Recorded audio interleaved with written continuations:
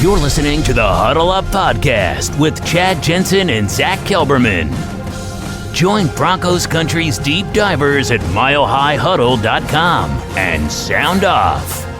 And now it's time to drop some knowledge. Okay, we are live, but we got to let it breathe just for a moment. Got to bring on Facebook, get the full family together, and we'll get going here.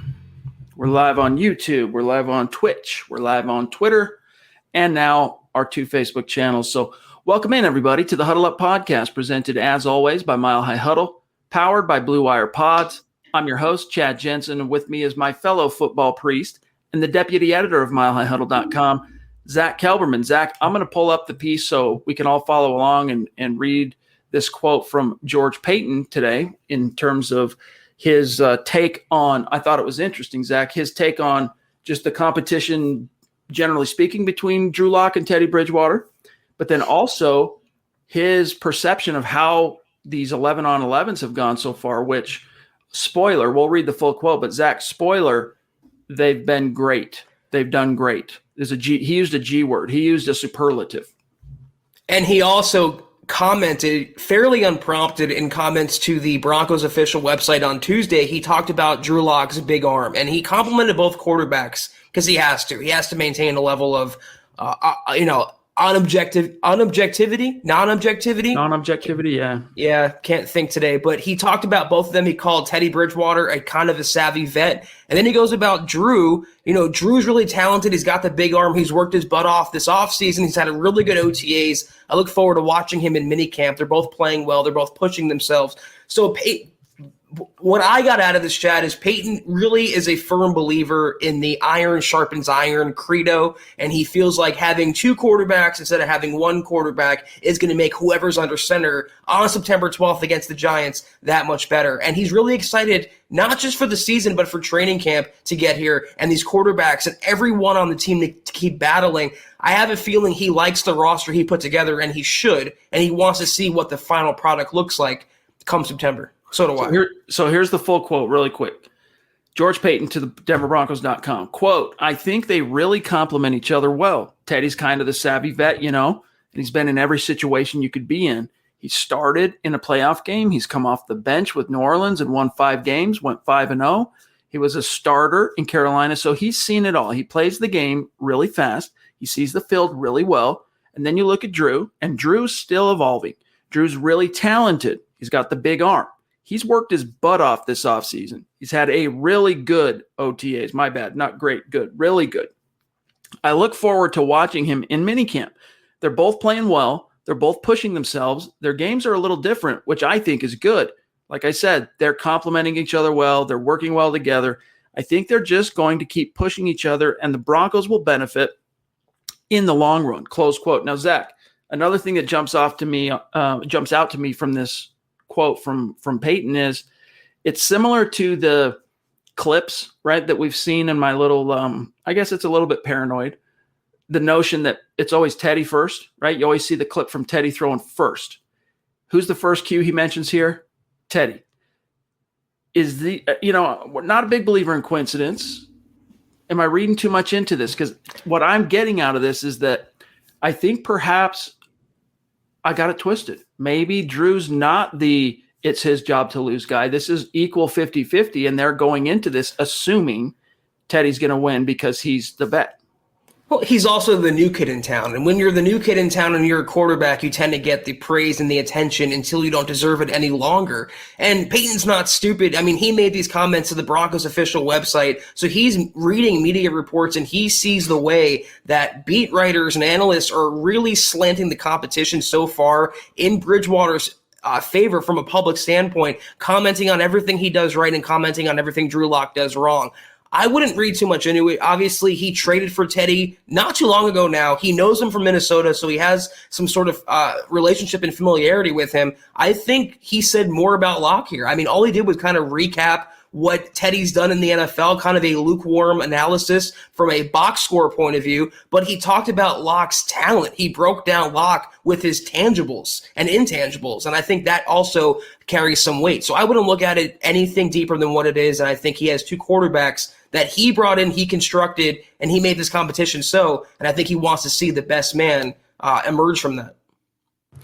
I think there's some truth to that, right? He's the shiny new toy. We want to talk about Teddy. We're excited we got Teddy, new kid on the block. But it's something to monitor, this idea that kind of Teddy keeps coming up first, right? And I don't necessarily think it's a sign of which one is doing better per se in OTAs. I mean, the outside perception is that Teddy has done better so far. Internally, we've not heard anything like that as specifically delineated by Fangio or Paton. They're both doing great. They're both, I mean, even Fangio, when asked if Drew was pressing on Monday, said, no, not really. I mean, you can't jump to any kind of, I didn't see that. That's me paraphrasing, but it's something to monitor because, look, I mean, Teddy Bridgewater, he does have experience. You can tell, I mean, just watching clips, right? You can tell that he processes much quicker, I think, than where Drew's at right now. And there's a good chance. I mean, and he should, right? He's got almost 3 times as many NFL starts under his belt than Drew. But it's something to monitor as we get deeper into the summer. Yeah, and anytime George Paton is going to make comments on it, it's certainly worth an article. It's certainly worth a discussion. But right now, it's still minicamp, still voluntary practices, and the bullets haven't started flying yet. And if you go down and read the second quote, he's so excited about what's to come with the Broncos, the iron sharpening iron, the competition, the fierce battles. This roster is loaded, Chad. It's insanely deep, and he's excited, like he said, to see this team work and look forward to seeing them march forward and getting back to relevancy, getting back to their winning ways. We haven't won here in 5 years. We want to get over the hump. I think we have the players to do so. So he doesn't have a horse in this race, no pun intended. Whoever is the better quarterback, from what his coaching staff tells him and from what his eyes tell him, is going to be the quarterback this year. There's no bias involved. And if you're going to have a quarterback competition, that's the way to go. Totally objective. I like this line here.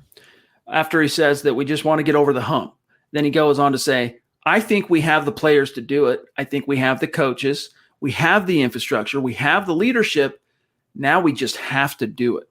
Right? It's got to come out in the wash. Everyone, we can sit here and get geeked up and excited about how deep the roster is and how many positive additions this team has made in the offseason and how many guys who were injured last year are coming back. And we can get all geeked up about that.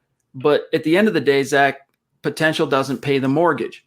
You can't call your mortgage company on July 1st and say, hey, I'm really talented. I plan to work hard someday. Will that work? Will you take that instead of my $1,500 mortgage payment? I've tried it. Doesn't work. Doesn't work, right?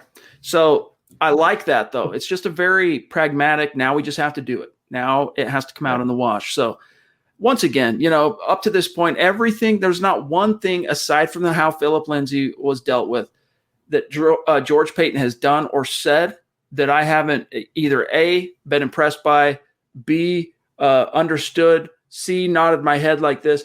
Philip's really the only thing. And you could say maybe that's picking nits, and maybe it is. But he's very impressive so far as GM.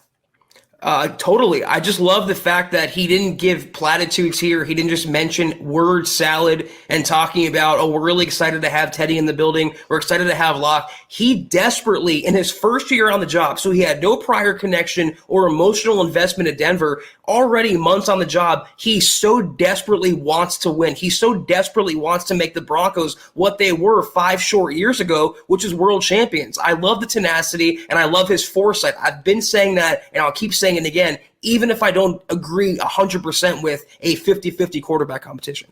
Michael, what's going on, buddy? Hey, we put your picture, rocking the swag. We put it up on MHH Instagram, shouted you out on Twitter. Looking good, my friend. Really appreciate your support of the merch store, huddleuppod.com. Means a lot to us, my friend. Guys, we're excited because tonight is that time of the week where we take a peek inside the Mile High Mailbag. We are your football priests. Each and every week, we're here to offer you the absolution and the answers to your burning Broncos questions. And maybe it's not even a question. Maybe it's an issue. Maybe it's something you got to get off your chest. And we're here to help you exercise those demons as well.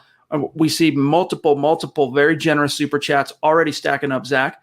Lots of comments, questions, topics, whatever they are, gang. We're going to get to them tonight. We'll try to be as democratic as possible in our selection of the comments, questions, topics we're going to get to. But just remember, the super chats, the stars on Facebook, they come first, all right? But we will try to get to as many as possible. Real quick, how do you connect with us on social media? The podcast, at Huddle Up Pod, the main account, at Mile High Huddle. Our producer, John K., phenomenal Twitter follow. Trust me on this. Guys, those of you who are following John in the chat right now, talk about how fun it is to be engaged with this dude on Twitter. He hangs there all day. I don't mean like that's all he does. Like he's not doing anything else, but like he's very engaged on Twitter. He's, staying in touch with everyone in the community. Trust us on this. Follow John on Twitter, at John K. MHH. My partner in crime, Zack Kelberman, at Kelberman NFL. Myself, at Chad and Jensen. Follow the main podcast account on Twitter, on Facebook. It's easy to find. Either just open it up, the app, Facebook on your phone, search Huddle Up Podcast, or navigate on your browser, facebook.com/Mile High Huddle Pod. We will announce the winner at the end of tonight's show of this week's randomly selected giveaway. If you have liked and followed that page, you are automatically entered into the drawing each and every week, unless you've already been selected as a winner. Then, you're out. You've already won. So follow that. Also, check out becoming a supporter on Facebook. Tonight is the last night of the week that Zach and I are going to podcast, but you can get access to our thoughts. I'm going to be joining Zach on Sunday for Kelberman's Corner. I'm filling in for Kim because she is taking a vacation. She's going to be gone for a week or two. Is it 2? I think she's going to be on 2 weeks, right, Zach? So you can get a sneak peek at whatever we're going to be talking about Sunday noon, Kelberman's Corner, by becoming a supporter. Go to our Mile High Huddle Facebook page, big blue button at the top, become a supporter. $5 a month. You get access to Kelberman's Corner. You get access to the Trickle Zone also on Saturday at noon. Plus, we're rolling out new shows. I'm going to have a show myself that'll be a little bit unique, very different than anything you've seen from us on the live pods or with Kelberman's Corner or the Trickle Zone. So that's how you can support that and get access to that content. And then check out the merch store, gang, huddleuppod.com. Get your swag on, get a hat, get a t-shirt, little something, help keep the lights on, support the cause here at MHH, and rock your team's colors. Support the brand. We appreciate you. If you're not in a position to do those things, it's all good. For real. We're just stoked to have you with us. Just make sure you're subscribed. Please like the video if you're on YouTube or Facebook. And then share this video out there if you think we're doing a good job, or at the very least, if you respect the effort. Help us continue to grow and reach those Broncos fans just like you who are out there wandering the desert, completely oblivious and ignorant to this community being out here waiting to embrace them. All right, Zach, real quick, before we get into some other topics, John, there's some very patient superstars that I want to try and get to out of the gates here. And one very generous superstar that I saw flash across the screen. Whoa. I think I'll pull up Joshua Shadow. Yo, Joshua. Jeez Wow. Louise. Joshua just edged into an elite group of superstars in the 200 club. I want to say that's number 7. Hey, how about that, Joshua? A very symbolic number, especially for a Broncos fan. Dude, seriously, as you can tell, I don't have much hair to blow back, but if you could see a little bit closer the magnifying glass on what hair I do have left, you'd see it's completely blown back right now by your generosity. So seriously, thank you so much, my friend Zach. This is just phenomenal.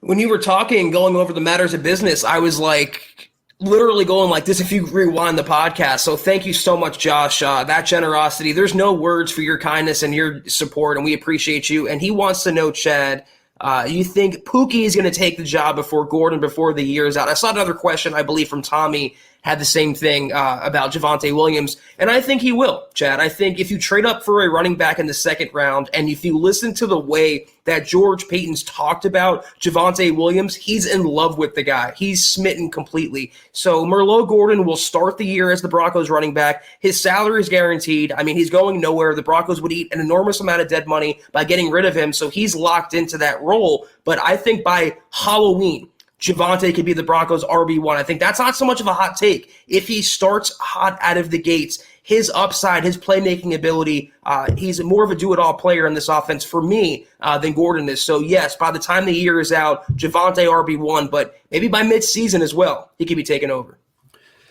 Gordon's in a contract year, and so the Broncos want to find the answer post 2021. They expect that answer, of course, to be Pookie, right? But the sooner they can arrive at that answer, the better. So he's going to get the opportunity to unseat Gordon as early as week 1. Like, he's going to get reps. They're going to be splitting a lot of reps out of the gates. Like, Gordon thought, oh, Phillip's gone. This is my job now. Sorry, dude. Pookie's coming for it, and you're going to have to sing for your supper. And I think that'll be good for Melvin. I think it'll just continue to keep him hungry, keep him, hopefully playing well. He came just this short of a 1,000-yard season last year, and that was splitting a lot of carries with Phillip. So all credit to Gordon. I got nothing against the guy. Still question the wisdom of the contract the Broncos gave him under then GM John Elway, but still, undoubtedly, Joshua, Pookie's going to have the chance. And I think I can't put a date on it, but I'll tell you by the end of the year, I think it's going to be pretty obvious.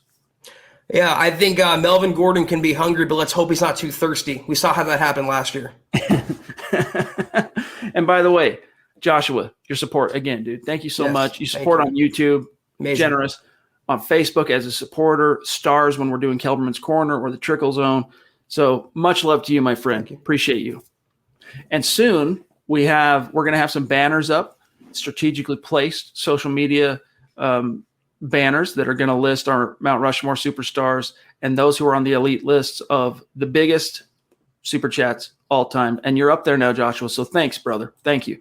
Real quick from Sam Bam.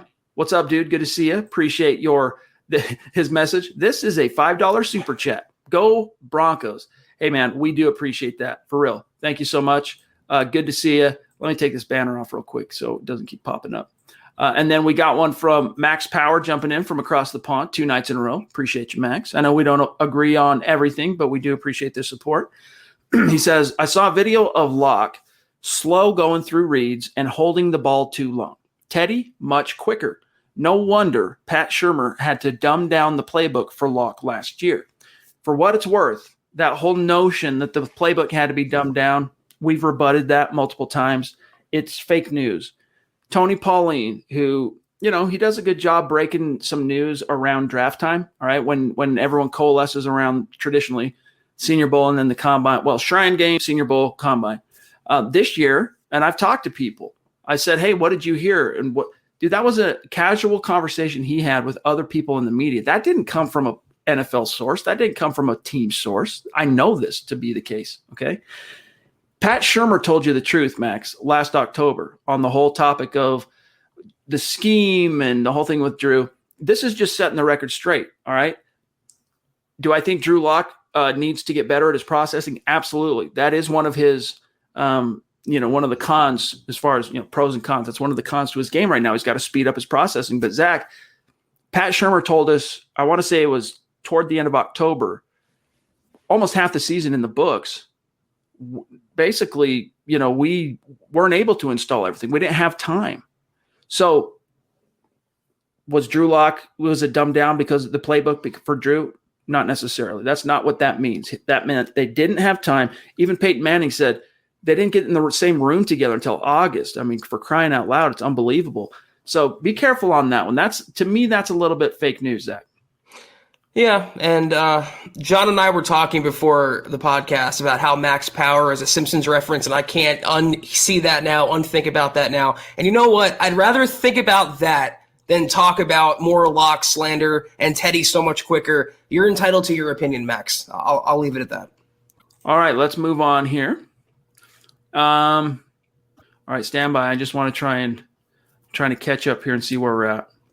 I am Supreme. It's all good. He says, sorry for the static yesterday. Go MHH. It's all good. Hey, look, this is a community when it's the only time you're ever going to see Zach and I look askance at supers or comments or questions, things like that are combative or, it's okay. Question our takes all day long. And you should question everything. It's like Reagan said, trust, but verify. If you don't agree or you find yourself agreeing with the take, do your own research and verify that your take is the right take. Where we take exception is those, and it's rare, it's not all the time, but those people in the community that do so in bad faith. We've never picked that up from you. I am Supreme 22. It's all good, buddy. John, let's grab Michaela. And yes, Michaela, I was thinking maybe this weekend, Sunday afternoon sometime. I don't know what your schedule is. We can set up a quick little trial run, have you come on, chit chat with us for a minute on screen, not live, not broadcasting, and go from there. Sorry, I'm just going to do this real quick. So let me know on Twitter if Sunday afternoon you can peel off 10, 15 minutes to do something like that and give it a test run. Here she is with an extremely generous super chat, as she is wont to do. Love you so much. Appreciate you. The Duchess of MHH says, anyone thinks Sutton won't be back to 100% this year? Just showing some love. Priests and the Beast. It's kind of interesting, Zach. Start giving her your take on this, and then I want to pull up something that was written earlier. I think it was actually last weekend. Well, I hope Michaela's biting her tongue underneath her mask in that picture, Chad, because I really hope he's going to be 100%. I hope there's no setbacks. And to this point, I haven't seen anything that's going to give me pause or give me concern. I realize he's still on the practice field with that big knee brace, and I know that's precautionary. I know it's going to be a process, but I think he's coming back 100%. His injury, 10, 15 years ago, it would have been a year plus. You would have had concerns. But nowadays, it's wham, bam, thank you, ma'am, 8 months, 10 months, and you're good to go again. So I think Cortland is not only going to come back 100%, but come back 100% in terms of being a top 10 receiver in the NFL. And I think that's what his ceiling is. I think that's what he is. So I have my fingers crossed. Michaela, love you. I'm taking your super off screen for a sec so I can show you guys some data. Last weekend, or the end of last week, not just, I think it was Friday, I had a fellow reach out to me that wanted me to get my eyes on some data that a study that had been done about NFL wide receivers that had suffered a torn ACL from 2013 to 2016, 20 different NFL. Let me just read this to you real quick. I don't even know how you pronounce it. Podiatric physician and surgeon named Dr. Daniel Khalil provided some interesting data relative to the issue. According to Dr. Khalil, from 13 to 16, 20 different NFL wide receivers suffered a torn ACL. Of those 20 receivers, 6 never returned to form. The average age of those who didn't, 27.2 years old.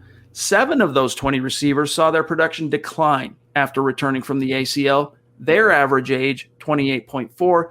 The good news, 7 wideouts saw their production improve following their rehab and recovery from an ACL. Average age of that group, 25.2. All right, here's the tweet from Dr. Khalil. All right, how old is Sutton? 25. So that means that the odds are in his favor that he's going to be one of those wide receivers that not only comes back to form, but actually ends up being a bigger beast, Zach, after the injury. Yeah, and what's also helpful is he doesn't have to assume all of the burden on the Broncos offense. Let's say someone like Calvin Johnson in his prime was coming back from an ACL tear. He was the number one guy. He was getting constant attention, double teams, triple teams. A majority of the passing reps were going to him. Sutton doesn't have that problem. Fortunately and unfortunately, there's KJ Hamler, Jerry Jeudy, Noah Fant, and the rest. So even if he's slow in week 1, slow in week 2, like Bradley Chubb last year before he got his bearings under him, there's still talent around him where he doesn't feel that mental pressure to come back, because these injuries, it's not just physical, psychological, mental plays a part in it as well, and I think that's going to help in his process. He pointed out that the Orthopedic Journal of Sports Medicine, Dr. Khalil did, is constantly providing statistical analyses like this, including the one from 2016. This study dated back to 2013 and accounted for 20 wideouts.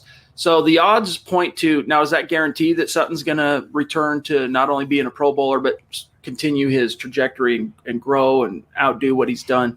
That's no guarantee, but I'm inclined, Zach, to agree with you and the data that the odds, just knowing what we know about him, seeing that he appears at this stage to be slightly ahead of schedule, maybe not super ahead of schedule, at worst on schedule from that ACL. So what that means is you're going to see him probably back to form by about week 4.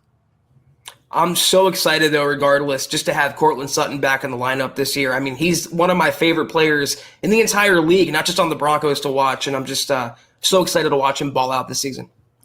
Shane Daniels, thank you for the super, my friend. Good to see you. He says, do you think the reason Locke looks indecisive right now is because he's practicing going through his reads? Seems logical. Great shows this past week. Let him hate. Yeah, I mean, possibly. I've also been told that he's really trying to obey his coaches right now. Mm-hmm. And I think that's one of the things they're asking him to do is to kind of force himself. There might be, for example, when he drops back on a given play, he might already see that read one is open. I'm going to go there, but he can't. Because they want him to complete the reads and then get to it. So there's some of that. I'm not saying that explains it all. But remember, this is outside perception. We're not hearing this from any of the coaches. We haven't heard this from Fangio or Paton, and they've been given the opportunity, to specifically Fangio to address whether Locke is looking a little flustered, a little difficult processing, all that stuff. He shot it down. Yeah, I heard that same thing with the same word, obey. And I wonder, just spitballing here, he sees Teddy Bridgewater in practice every day. He knows what kind of reputation Teddy Bridgewater has as a safe quarterback. I wonder if he's even subconsciously trying to emulate his play style. Even the way the coach was talking about Teddy, how safe he is, and they brought him in for that reason. If he's trying to obey and check it down or be a game manager, go against his natural instinct, I wonder how much of that is because the Teddy Bridgewater factor here. So it can work both ways for the Broncos. Iron sharpens iron, but it can also rot the iron in some way. All right, we're going to grab BNS here, and then Zeus McPeak is in the house. BNS says, I noticed Paton said a lot about everything but the coaching. Let's face it, that was a huge problem last year. Why didn't he address that? Hashtag all Pro Bowls. Well, he did address it technically. He said, we've got everything we need. He went from the players to the infrastructure to the coaching to the leadership. So he did mention the coaching. But obviously, George Paton, I think, Zach, this is pretty well established. The Broncos were inclined to give Fangio one more year. Now, if last year would have happened the way it did, and it wasn't a pandemic season, that was just a traditional year all the way through, and the Broncos still went 5-11. I'm not sure John Elway and Joe Ellis say to these prospective GM candidates in these interviews, hey, what are your thoughts on, we're leaning towards keeping Fangio and company. What are your thoughts on that? They probably, just say, hey, we're not sure on him anymore. It's up to you. You do what you want to do. But the understanding, Zach, is that Fangio and company were kind of foisted on Paton. And I don't think it was in some kind of, obligatory, you're doing this, you're taking them, this is the way it is if you want this job. I think he sees some potential in Fangio and the staff that he has, but at the same time, he's not married to them. This is the last stand. So Fangio's got to show growth, especially in clock management, situational awareness, all that stuff. And so does Pat Shermer. Everyone involved. Yeah, everyone not named George Paton's, fighting for their job this year. And right now in June, Paton has nothing to gain by criticizing Vic Fangio or commenting on his coaching problems from last year. Optimism is reigning supreme in Dove Valley around every other facility in the NFL. Everyone's 0-0. Everything's sunshine and rainbows right now. And like Chad said, the understanding is, okay, you were part of a package deal. I had no say in it. If I'm George Paton, it's the coaching staff, it's the quarterbacks. But I've given you a solid roster. I've done everything I can, again, George Paton, to enable you to win this season. If you don't win, I have no problem parting ways with you. But until we reach that point, you got to put on a brave face. It's a long, 8 months ahead, Chad. You don't want to create any awkwardness or friction in the front office. Zeus, what's up, dude? We're stoked to have you back on the show very, very soon. Appreciate you as always. First face etched on MHH Mount Rushmore is Stu McPeak. Zach, his question, any general thoughts on if there is a front runner on the QB competition? No, I don't think so. Right, go ahead, Zach. I was going to say, I don't think right now there is. I don't think Fangio's even paying attention until preseason. I don't think he's reading into OTAs. I don't think he's reading into minicamp. I don't think he's pulling his hair out over interceptions that Locke threw on 7-7, nor Teddy Bridgewater for that matter. And Fangio's even said as much. He said it this week. It's way too early to draw any conclusions, even about Locke's blister on his finger. So this isn't really getting going until late July, early August. Ask us then, Stu, and we'll have a more concrete answer. Based on what's happening on the field, my answer to you directly, Stu, is no. But there's just some weird vibes I'm interpreting through, reading between the lines, I guess. that it just kind of feels like Teddy's more front of brain on this. I don't know, and I could be wrong. These are impressions that I've gathered in just the last week since Teddy showed up, which was a week ago Monday. So we'll see, but it's really not going to come out in the wash till we get to summertime, to the true training camp. Dave from Georgia, what's up, brother? Good to see you. Appreciate you. He goes, I'm not concerned about picks in OTAs.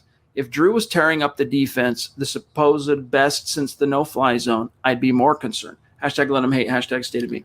I mean, yeah, it's. I think right now, Zach, anything less, I think this is a little hyperbolic from Dave. He's trying to be a little hyperbolic here, but I think anything less than Drew is dominating Vic Fangio's defense is going to continue to trigger the skepticism and the hand wringing and all that stuff that we're seeing.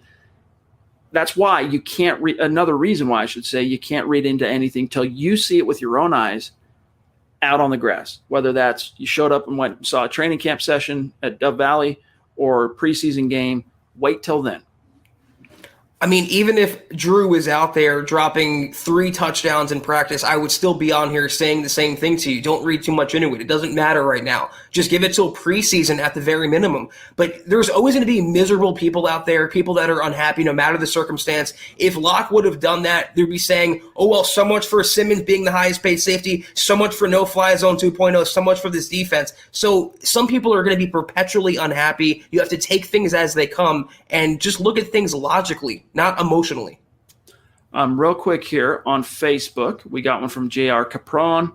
We have players, he's quoting Paton, and coaches to get over the hump, but what about the QB? Do we have one on the roster? Personally, I don't think so.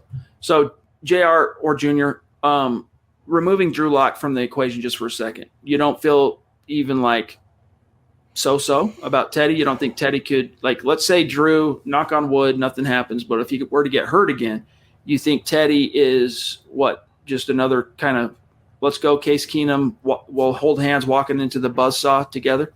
I'm curious because, I mean, I think, look, as you guys know, I've never been geeked up about Teddy, but I'm still confident that if he were called on, whether he wins the job or it's injury or whatever, I think the Broncos can win with Teddy. I really do. It's not going to be anything that probably challenges the Chiefs, but they can fight their way to a wild card and sneak into the playoffs. He wouldn't be the answer, but you could still win some games as this roster is currently constructed.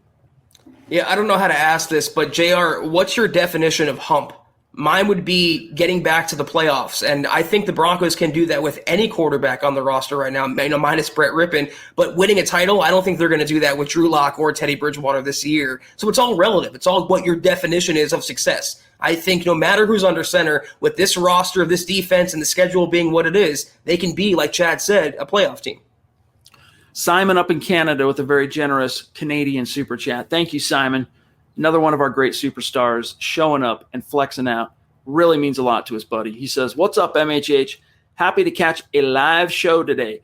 What's up with Peter, I'm going to butcher his name, Kalambayi? Is he any good or is he just a jag? Love the competition at quarterback. Makes them both better. The best player will win the top spot. Yeah, I mean, I think, seriously, last year, this is one thing where, standing up here saying, I think I was wrong on an issue. Empirically, the evidence would suggest. And that is, I was all about Drew. Hey, don't bring in anything too heavy on competition. Kind of let him grow into being the guy everyone's understood. There's no definition in the division in the locker room. Wasn't the right thing to do. He needs, I think, to be pushed. He needs to feel challenged. And that'll bring out the best of him. Obviously, what the way they did it last year did not bring out the best in Drew, even though there were a lot of other, mitigating circumstances. But Peter, he's an edge guy. He's got some starting experience, but he's mostly an edge linebacker. Can maybe give you a little bit of off-ball versatility. But he's like, who was the guy I forget his name already, Zach? The guy they brought in from Pittsburgh middle of the year. He wore, I think, 56 for a minute. Chicolo? Thank you. Yep, Anthony Chicolo. Chicolo. Similar to him. Solid depth guy to have in a pinch. Not going to change the game.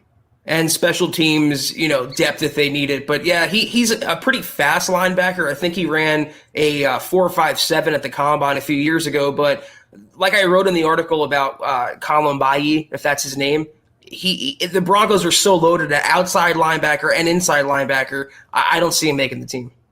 ML on YouTube says, if you don't believe in the 50-50 QB competition, what do you believe? Drew should get handed the starting job? He didn't earn it. I don't know if that's rhetorical or maybe in reply to a topic that was rolling in the chat. But neither of us believe that he should be handed the starting job. At this point, I am fully on board with the idea that he needs to compete for the job, whether it's with Teddy. Even if Teddy didn't come, bring someone in that can push Drew and compete, and let's figure out how to move the needle, move this quarterback position forward. And I'll take it a step further.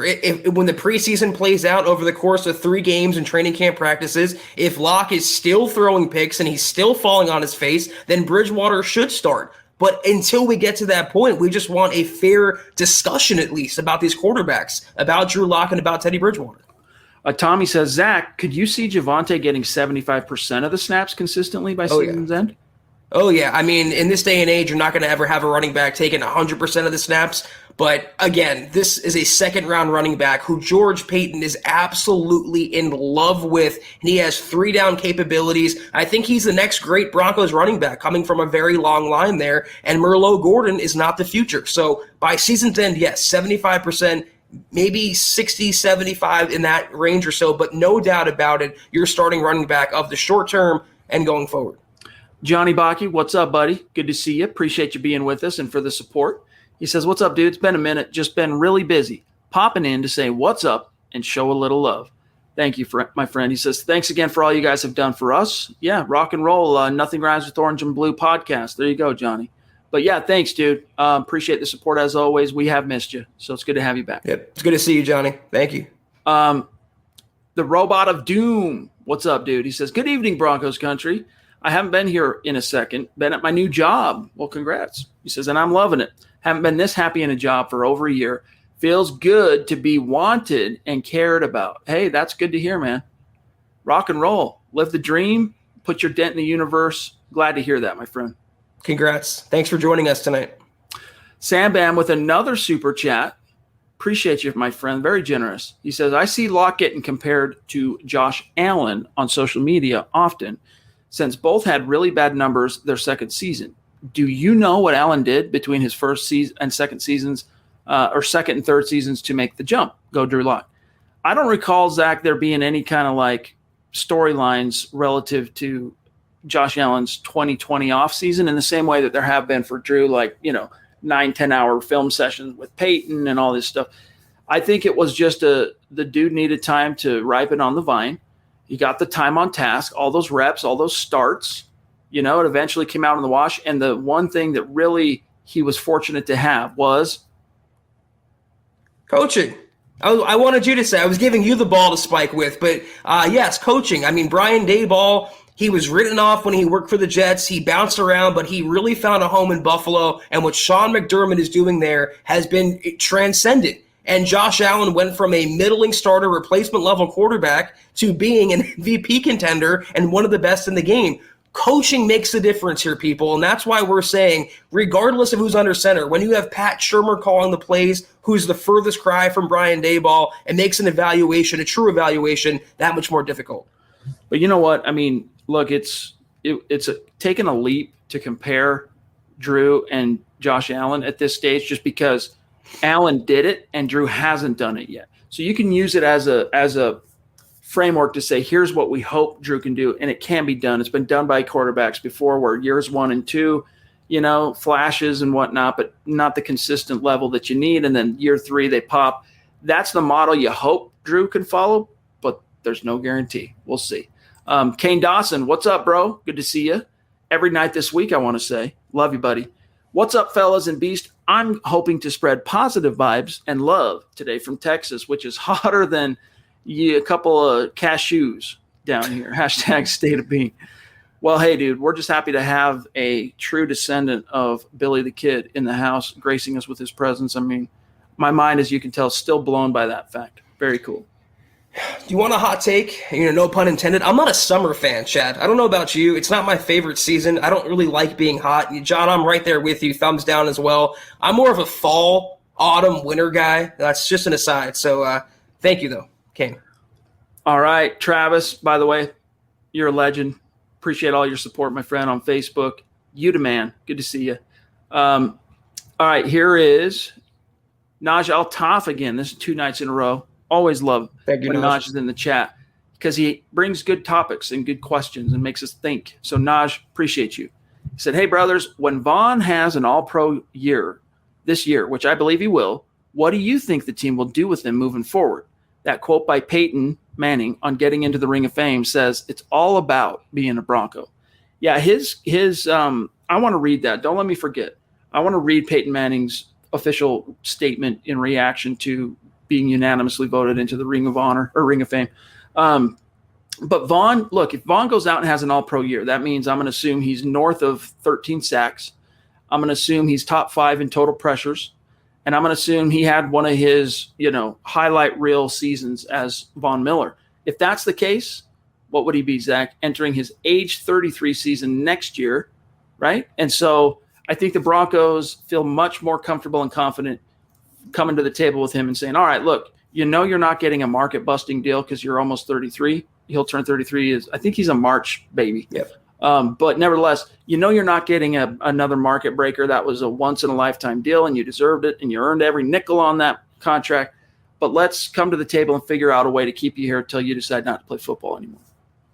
Yeah, I mean, if you kind of laid it out there, but if Vaughn has an all-pro year, it more than likely means the Broncos are either in the playoffs or in the playoff hunt, and I think they have to bring him back. And the good thing about edge rushers, outside linebackers, they have longevity in the NFL. I mean, look at James Harrison, Terrell Suggs. These guys play deep into their 30s, so Vaughn has a lot of gas left in the tank, and not only do I think he could have that, I think he will have that. He's going to be the Broncos' defensive MVP, and I think he will earn what's given to him next offseason, which should be a 3-year extension that's fairly lucrative, maybe not market resetting. Yeah, I mean, something like even 15, 16 million a year. I mean, that's less than what he's making now. I mean, his base salary is 17. That doesn't include his roster bonuses and that 17th game check and everything else, or his prorated signing bonus from way back in 2016. So if he's producing all-pro caliber numbers, then you pay that 15, 16, 17, whatever it ends up being, and you don't really think too much about it. It's front-loaded. It's year 1 and 2 is most of the guaranteed money liability, but definitely would happen. Naj. So, all right. Mr. Boggins, you the man. Good to see you. How's the family? How's everyone doing? Boggins suffered a loss to his family recently, so he's been in our thoughts and prayers. Appreciate the support, bro. Hope you're doing all right.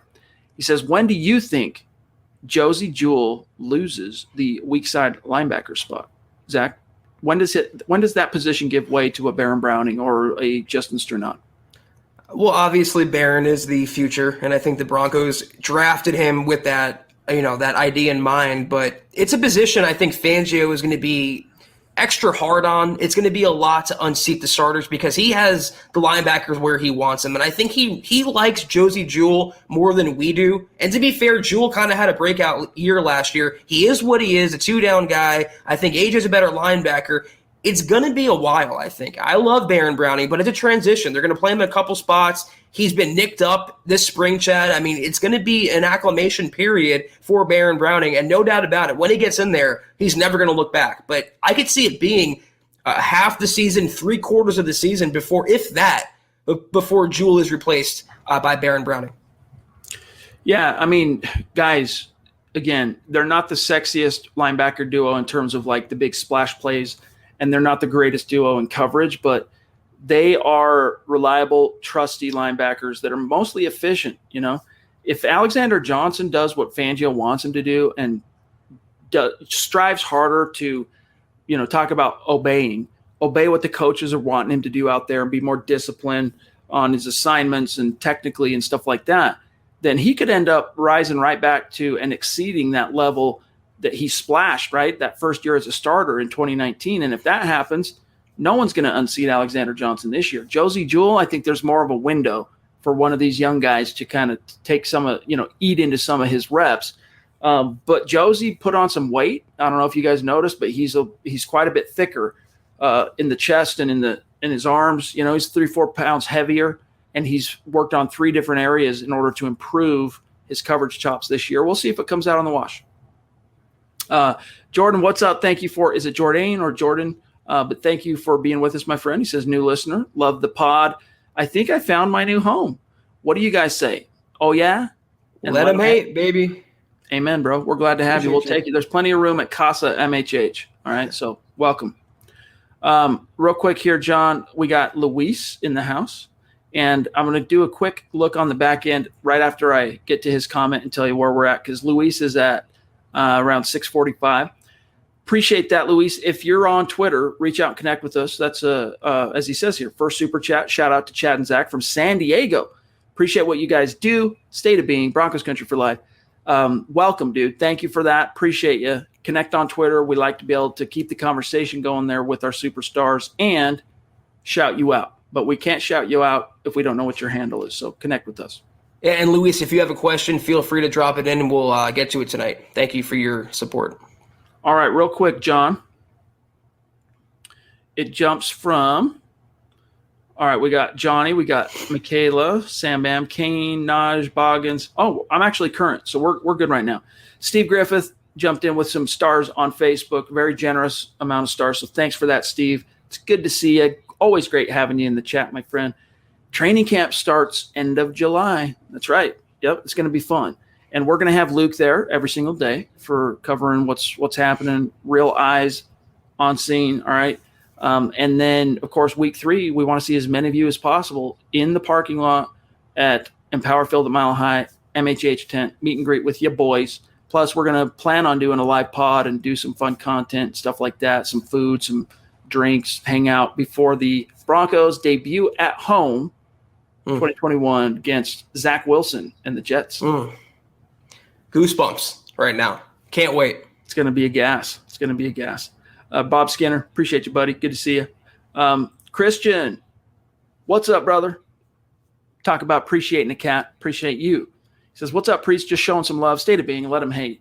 That is a handsome fish you got there, my friend. Yep, you got to have some serious lats to reel in a guy like that. Some tries, right? Some shoulders, too. Good to see you, buddy. Thank you, Christian. Let him hate. All right. Stand by 1 sec, gang. I want to try and see if some non-supers. So here's a good point here from Goofy. Tim Patrick is great. I'd like to see him and Sutton on the outside with Judy working the slot. That's what you're going to see.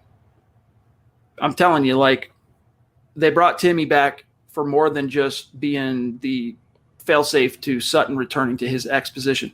It's going to be the first team offense, and if I'm wrong on this, I'm wrong, but I don't think so based on what I'm hearing. Sutton, Patrick, Judy inside, Noah Fant. So KJ Hamler's not that he won't be used. He's going to be used. He's going to get a lot of reps. He's going to, Tim Patrick will be splitting reps, so to speak, between Judy and Hamler. But Tim Patrick is a starter on this offense. Believe that. Yeah, and from what I've read and what I've heard out of OTAs and minicamp, he's having a really solid and impressive offseason. You've seen him in some of the highlight videos the Broncos have posted. He's always making plays out there, Timmy P, and he's going to prove that he belongs in the NFL. He's slowly garnering that household praise, and I think he's going to show that this year as Cortland Sutton Light. Love me some Timmy P. Steve's question is, what's up, fellas? Long time since I've joined in. My take on the quarterback situation is I don't care who it is that takes the starting gig, whether it's Locke, Bridgewater, Rodgers, or other. I just want to win. Who am I, guys? It's a poor impression, but I just want to win. Come on. Come on, dude. JB, Jables, Jack Black. Let's go. It was a poor Libre. impression. John, you knew this, dude. Leaving me hanging like that. All right, Angel, what's up, dude? Good to see you. Appreciate you, my friend. Newer name? Welcome. Always a pleasure hearing you guys. Keep rocking. Go Broncos. Thanks, Angel. Connect with us on Twitter, my friend. We'd like to keep the party going over there. Travis on Facebook. Thanks for the stars, bro. And by the way, as we get ready to address this topic for Travis. Shout out to Steve, Kevin, Travis with some stars on Facebook, the legend Gary Leeds Palmer, another growing legend, Zebulon Omega Kevin Lynn, after defeating the Romulans, has joined us here on the Huddle Up podcast at Mile High Huddle. Shout out to you guys. Appreciate each and every one of you.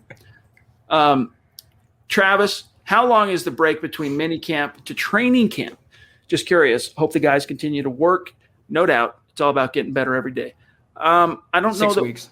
Yeah, so next week is minicamp, right? Am I getting the dates right? So you're going to go mid-June till end of July. So traditionally, as Zach mentioned, it's a 6-week stretch. And that's when we say the dog days of the NFL summer. That's it. I mean, that's 6 weeks. Nothing's happening. We're going to be doing a lot of talking about like projecting the depth chart, predicting this matchup, looking at the schedule, stuff like that. In the meantime, they're in the building, so we're soaking it up, Zebulon. And don't be surprised, by the way, next week if they cancel a minicamp practice. A lot of teams are doing that around the NFL and having like a team bonding day or an outside activity. So I wouldn't be shocked if Fangio waives one of the final practices next week and gives the team a long summer off until training camp. I think he'd be remiss to do it. This team can't afford taking any days after 5-11, 7-9, 5-11, 4-12, 9-7. Dale Hendricks, what up, bro? Brah. I said, brah. What's up, Dale? Good to see you, buddy. Are you on Twitter, though? Because I've searched for you a few times, and I don't see you. But appreciate your diligent, consistent support week in, week out. Means a lot. Thank you, Dale. Very cool name, too. Dale Hendricks. Yes.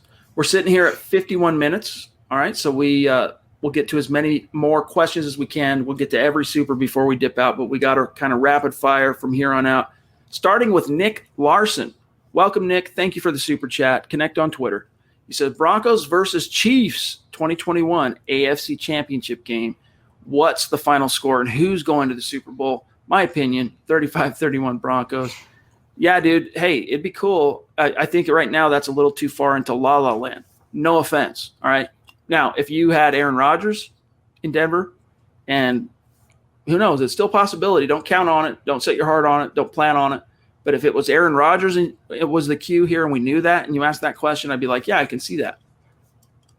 I really don't think, and I'm not trying to be a downer here, Zach, I don't think the Broncos, even if Drew has a great season or even if Teddy has a great season, I don't think this is a team that's getting all the way to the AFC title game. Yeah, Nick, the Super Bowl. Did you simulate the season on rookie mode, or because I don't see it? I'm optimistic, and I love the Broncos prospects this year. I think they could be a playoff team, but let's get to that point. Let's get to a winning record, and then we'll get to a playoff berth, and then we'll go from there. Talking about them unseating the Chiefs in the AFC title game. We all love to see it. We all dream about it, but in reality, I don't know. I don't see it this year. All right, let me see here. Stand by. There's Nick's super. Again, thanks, Nick. Here's Sean B. What's up, Sean? Good to see you. High Priest and Beast. Just curious what your best and worst Broncos memories are. Hashtag state of being. Hashtag let them hate. We ask these questions to our superstars on the segments, and I don't think we ever really answer them ourselves. I got too many to just pick one and two, one of each. So I'll share with you a couple of them. All right. The Steve Atwater hit on Christian Okoye, all right, back in the day. You guys, you've seen the GIFs. Those of you who are not as old as me, it might be hard to tell. My teeth are pretty long. I'm long in the tooth, all right. The hair might give that away a little bit. But I was watching that game, and what made that play so unique, other than, just unstoppable force meets immovable object, what's going to win, is the fact that at the time, Christian Okoye had taken the NFL by storm. He was called the Nigerian Nightmare, and that dude was I think 1,500-yard rusher the year prior, and everyone was terrified of him. Imagine Von Miller being a running back and trying to tackle a 6'3", 250-pound, just dynamic superstar running back. That's what Christian Okoye was. Meanwhile, Steve Atwater was a former first-round pick. I think he'd had a few accolades up to this point, minor. He's only a few years in the league. That hit is what solidified Steve Atwater, because if it would have come against any other running back, Zach, it would have been still a great highlight reel. But the fact that it came against Christian Okoye at that time, in that moment in the universe, man, it was just chakras exploded all over the place, and it was just a phenomenal moment. Worst moment, I got to agree with Dale from last night. The division right now in Broncos country over Drew Lock and locked arrangement syndrome is the low light for me in recent memory. Obviously, the losing of the last 5 years has sucked, and there are multiple low lights on that reel, Zach, we could sit here and talk about, but those are two off the cuff. And there's many more. Maybe we'll do an episode on this one day. Well, in terms of covering the team, I don't have any best memories in the last 5 years. I have a lot of bad ones, though. I will say in recent times, I'm a fan of underdogs, and watching SB50, watching them take down the mighty Panthers and Cam Newton, and just the defensive performance by Von Miller in that game. That's a great game, great memory for me. Worst memory, the hiring of VJ, the acquisition of Joe Flacco. I mean, anything for the most part in the last 4 years can be classified under my worst Broncos memory. Okay, let me see real quick. John, the chat just did a jump on me here. I think the next one I have, do you have Stu jumped in again? There he is. Zeus with a top rope $50 super chat. Love you, bro. Thank you. Says, thanks for the great show, as always. We're having Stu, and hopefully most of you, I'm sure, I mean, the channel has grown and the community has grown quite a bit over the last year. But most of you can remember when we had Stu on. He was one of our first – he might have been the first Superstar segment. I don't recall. He was one of the first. But let's see here. We've got Stu coming on. Back on the show. When is it? Hold on, I'm looking in June. Next week. Next Wednesday, Zeus is back in the saddle with us. So we're looking forward to that, bro. And thank you again, Stu. That's incredible. You are the founding father of the podcast for the reason, and that's why you are the man. Thank you. You're the man. All right, real quick, John, let me just throw out a few names here. So other than we got Zeus, we need Eric and Fernando, and then we're caught up and we're going to dip out. Eric, what up, dude? So consistent. That's at least 3 nights in a row with a super chat, at least on Huddle Up. So love you, buddy. To watch Locke win this battle at camp, do we have to show a V-word tattoo? I don't want to say it because I know on YouTube in particular, if you say this word, which is another way of saying a shot, right, for people who are sick to inoculate them against a virus. I don't want to say it, but it will affect the reach of our show. So I can't. But yeah, we need something. Maybe it's a T-shirt. I don't know about a tattoo, but we're going to put a T-shirt out that is play on that, kind of idea. So look for that soon, Eric. Oh, you mean you're not getting your lower back tattoo, Chad? No. No. I'll talk you into it. All right, last one. I don't think so. I promised my mom, God rest her soul, I'm looking at a picture of her right now, that I would never get a tattoo. So I can't do it. Even in jest, I can't do it. Fernando, what's up, bro? Well, now I feel bad. Oh, it's all good. No, it's all good. I'll tell the story one day. I was going to actually get a sleeve on my left arm back in my band days. All right. First 10 years of my life was very music career focused. And I was going to get a sleeve on my left arm. Had this design. I paid the money to a tattoo artist. He wanted a deposit, and then he would work on the design. And the day I was going in to get started on it, have him start working, she called me and just begged me not to do it. Begged me. And I was like, Mom, I've already paid the dude the money. Like, it's because it was non-refundable. Like, it's gone. And she was so emphatic that I'm like, fine, I won't do it for now. And then later on, she made me promise, and I promised. So that's that. Fernando, newer name, Zach. Don't recognize your name, but we are super excited to have you. Welcome. Connect on Twitter. Super sticker with a blue-haired emoji guy. So I'm going to keep the comment I want to make to myself. Thank you, Fernando, so much for that. And if you have a question, feel free to drop it in tonight. All right, last one from Steven, another superstar. Been on the show twice or once? Twice. Yeah, twice. Yeah. Good to see you, bro. Do you guys think Patrick Surtain II, a.k.a. PS2, will start this season? Will he start at some point I think it's a near given. He'll probably start at least a game just because we know how injuries work in the league. But will he be like an entrenched starter? That's the question. What do you think, Zach?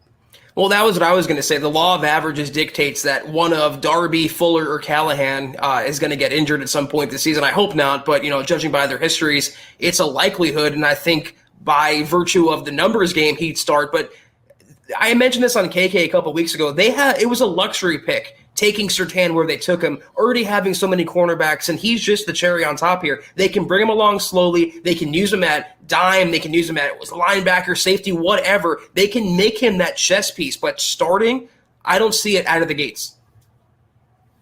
Last one here from and Michael, shout out to you, buddy. Appreciate you. From Black Knight.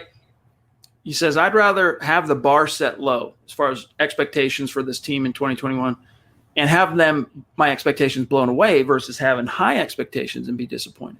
That's a fair point. I mean, you got to walk the line, though, because, if you don't plan to succeed, you won't succeed. But at the same time, we know what that's like inverted. Last year, hopes were super high, right. And then, of course, the pandemic was a big reason why the Broncos failed to reach their potential last year. But still, it's temper them just a little. Still be optimistic. Still be excited about the team. Still expect this team to be a winner, but to go all the way to the big dance and bring it home, you don't want to make yourself crazy with disappointment. Yeah, I'm a football masochist, so I'm bringing on the pain. I'm setting my expectations not sky high, but fairly high, and I think the Broncos are going to make me happy and a lot of other Broncos fans happy this coming season. All right, for real, the last one. I got to go. Kane, you the man. I've always wanted to go to an away game, and Denver is playing Dallas Week 11. Just curious if anyone plans on going to that game. Well, we won't be there in an official capacity with the tent and stuff, but, I'm sure there will be some MHHers, staff people there. Let us know when it gets a little closer. But if you're going to go to a game, if you're going to travel, my dog, be it at the Week 3 extravaganza, MHH meet and greet. I mean, we're making up for lost time here, gang. This was our plan last year for the draft in Vegas before the pandemic, and had paid the money for the hotel rooms, the hotel conference rooms that we were going to meet in the same casino close to where the draft was and all that stuff. And of course that got canceled. And so we're hoping to make up for lost time and a lost opportunity. So that's the game. If you're going to travel, my dog, that's the one to hop on a plane or hop in your car and ride to. Yeah, we would love to see you out there in Week 3, but that Dallas game, one way or the other, is going to be entertaining. Looking forward to that one. Fernando again. Thanks, bro. I would love to see the band photos. Someday, dude. Maybe I'll show you someday. Someday. They're out there. Someday. Ask me another time. Locke won't start, but we'll take Teddy 5 games in. Overtake, maybe is what he's saying there, Zach. Syntax translator. I'm assuming, yeah, he'll replace him 5 games in. I mean, certainly could happen. I think Locke's going to end up getting the starting opportunity. And the inverse could happen as well. He could start Locke, and he could be replaced 5 games in by Bridgewater. But Chad and I, right now on June 10th, we're holding firm to our belief that Locke's going to open Week 1 as the Broncos starting quarterback. All right, guys. Thanks for another great week here on the Huddle Up podcast. Each and every one of you, those of you who are with Zach and I 4 nights a week, and also listening to and patronizing the other shows, Building the Broncos. You got Dove Valley Deep Divers tomorrow night. You got Broncos for Breakfast Tuesday and Thursday mornings. And then, of course, Mile High Insiders Saturday night. We appreciate you guys. Thank you so much. But it's time for us to go. Don't forget, Zach and I together, I'm stepping in for Kim to be the host of Hot Takes That Hold Water. I mean, I'm going to have to, I don't know. I got to get in a different mindset where I'm just I don't know, the banter you guys have. I don't know if I can recreate that with you. I don't know. It's like this crackling energy between the two of you. I don't know what's happening. It's like this magical chemical process that's happening. I can't recreate that, but I'm still going to be there. Kelberman's Corner, Sunday at noon. Until then, catch you guys later. Love you. Zach, sign us off. Do we have a giveaway? Oh, yes. Go through, John, you handle the banners for Zach real quick, and I'll grab that name. I forgot. Thank you.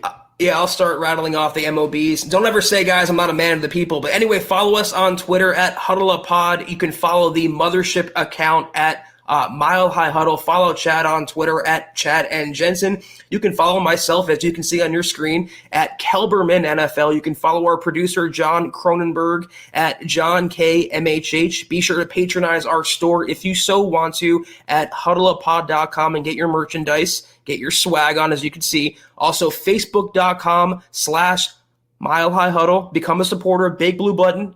Chad said KK on Sundays. Trickle Zone Saturdays. Exclusive content. Rolling out more and more and more. Get in on that. If you can't do any of that, though, totally get it. We ask you 3 things that you can do. Doesn't cost anything. It takes 2 seconds. Subscribe, like, and share. Helps us more than you know and realize. Chad. Got it. Hold on. I'm just putting it in a banner. It's just cooler when there's a banner, you know? So hold up. Let me just put this in here because I'm going to butcher the name. Stand by. Guys, if you know how to pronounce this, help us out. Here's the winner of this week's swag giveaway on the Huddle Up Podcast Facebook page. God love you. I just Colto D'Amico. I'm just saying D'Amico. That's easier. D'Amico, congrats. Thank you for both liking and following the Huddle Up Podcast Facebook page. Send us an email, milehighhuddle@gmail.com, with your T-shirt size and your shipping address, and we'll get you out a little something. Thank you. And let us know how you pronounce your first name. But yeah, congratulations. It reminds me of Domata Pecco. I can't unsee that with the last name. So thank you and congratulations again. We hope you like your merch. All right, guys. With that said, love you. See you guys Sunday for Kelberman's Corner at noon on Facebook, and then we'll be back in the saddle Sunday night, same time, 6 p.m. Mountain, 8 p.m. Eastern. Love you. You've been listening to the Huddle Up Podcast. Join Broncos Country's deep divers at milehighhuddle.com to keep the conversation going.